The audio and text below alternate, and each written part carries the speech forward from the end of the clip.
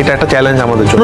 তুফান 2 এখন যেটাই বানায় সেটাই আমাদের হিট হবে, এটা আমরা জানি। তুফান যে এরকম এক্সপেকটেশন মানুষের কাছে গেছে, যে এরকম হাইপে উঠছে, তুফান 2 এর থেকে বেটার হতে হবে। থেকে বড় স্কেলে আমরা করবো, আরো 3-4টা দেশে আমরা শুট করবো সিনেমাটা। আমরা মাত্র স্ক্রিপ্টিং করছি এবং তুফানকে অন্য জায়গায় নিয়ে যাবো। স্ক্রিপ্ট শেষ হলে দেন আমরা প্রোডাকশনে যাবো। কবে এটা আমরা বলতে পারছি না। সামনে যে আমার সিনেমা আসবে, কোরবানি ঈদের রোজায় 2 দিন ইনশাআল্লাহ সিনেমা আসবে আমার। কবে ভালো থাকো তুফান 2 হতে পারে, কারণ আমরা তুফানে কোনো কম্প্রোমাইজ করতে চাই না, আমরা প্রপারলি বানাই না। সেকেন্ড পার্টটা খুব ইম্পর্টেন্ট, সেকেন্ড পার্টটা আমরা ভালো মতো বানাতে চাই।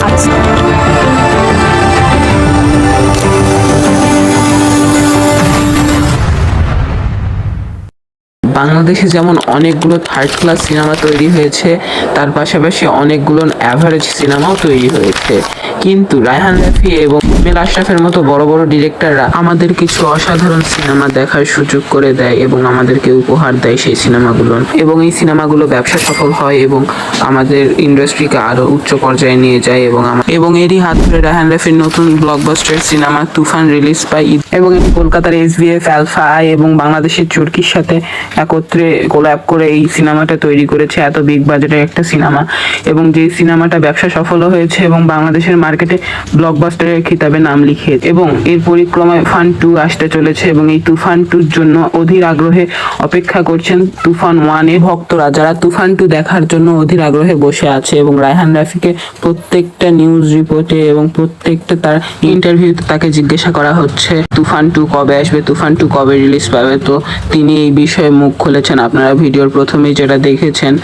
তো বাংলাদেশে এই ধরনের আসলে কমার্শিয়াল মুভি তৈরি হবে বা এই ধরনের বড় বাজেটের একটা সিনেমা তৈরি হবে এবং এই সিনেমাটা ব্যবসা সফল হবে, এই বিষয়টা আসলে কেউ চিন্তাও করতে পারেনি, কিন্তু বস রায়হান রাফি তা করিয়ে দেখিয়েছেন এবং আমাদেরকে এত সুন্দর একটা সিনেমা উপহার দিয়েছেন, এবং এই জন্য আমরা তার কাছে প্রচুর কৃতজ্ঞ।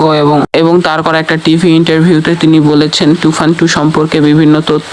আসলে বাংলাদেশের ফিল্ম ইন্ডাস্ট্রিতে এই ধরনের একটা সিনেমা বা এই ধরনের একটা ফিল্মের প্রচুর পরিমাণে চাহিদা ছিল বা প্রচুর পরিমাণে দরকার ছিল, কারণ আমাদের বাংলাদেশের এই ফিল্ম ইন্ডাস্ট্রি আসলে ধুলার সাথে মিশিয়ে যাচ্ছিল। কিন্তু আমাদের কিংবদন্তি 2 ডিরেক্টর, কিংবদন্তি 2 পরিচালক যেমন রায়হান রাফি এবং হিমেল আশরাফ, এই দুটার হাত ধরে আমাদের এই বাংলাদেশের ফিল্ম ইন্ডাস্ট্রিটা টিকে রয়েছে এবং নতুন মোড় পেয়েছে একটা।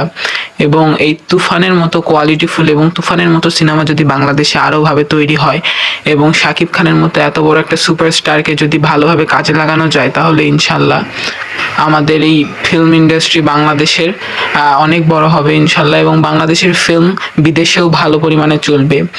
তো কলকাতায় আমাদের তুফানটা খুব একটা না চললেও আমাদের বাংলাদেশের তুফানটা আসলে ব্লকবাস্টার হয়েছে, এবং এজন্য আমরা সকলে কৃতজ্ঞ রায়হান রাফির কাছে। ধন্যবাদের জন্য ভিডিওটা এতটুকু। আশা করি আপনাদের সবাই ভালো লেগেছে।